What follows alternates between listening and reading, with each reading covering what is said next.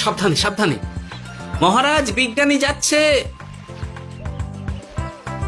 সাবধানে নামো, সাবধানে। মহারাজ, এই কলসিটা কোথায়? ওই তো, একটু সাবধানে যাও।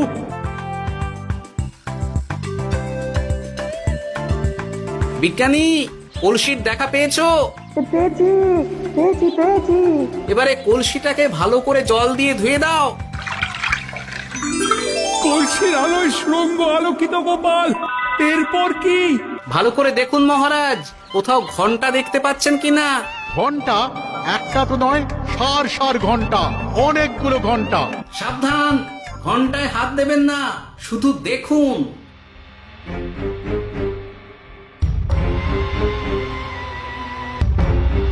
মহারাজ, আমরা গুপ্তধনের খুব কাছে চলে এসেছি। তাই নাকি? কি মজা, কি মজা! এবার খাবো ক্ষীরের গজা। কবি চুপ করো, এখনো আমরা গুপ্তধন পাইনি। আমার মুখে দাঁড়িয়ে সবগুলো তারা আঁকা। বিজ্ঞানী, কোন ঘন্টায় চাঁদের নকশা করা আছে কি? একটু দেখে বলো না। আমি আতস কাজ নিয়েই দেখছি, সব ঘন্টাতেই তারা আঁকা। খবরদার, কোনো ঘন্টাকেই ছোঁবে না। ঠিক আছে, কোনো কিছু না ছুঁয়ে আমি দেখছি। পেয়েছি গোপাল, চাঁদ আঁকার ঘন্টা পেয়েছি। ওই ঘন্টাটা বাজাও, বাজাও।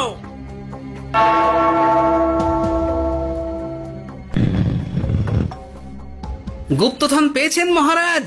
বাঁচাও, বাঁচাও, বাঁচাও! বাঁচান মহারাজ, বাঁচান বিজ্ঞানী, মহারাজ! মন্ত্রীর গলা পাচ্ছ না? মহারাজ, আমি পাথর হয়ে আছি, আমাকে মানুষ করুন মহারাজ।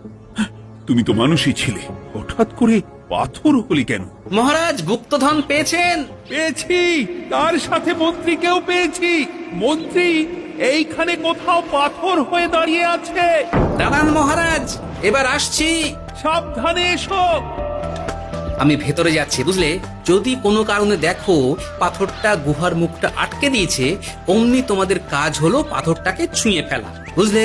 ঠিক আছে গোপাল দাদা। আমার মনে হয় বিপদ আর কিছু ঘটবে না, তবুও সাবধানের তো মান নেই।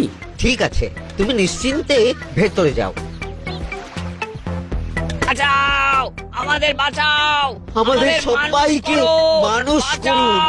আমাকে মানুষ করুন মহারাজ। আপনাকে তো মানুষ করা হবে মন্ত্রী মশাই। আগে বলুন, আপনি পাথর হলেন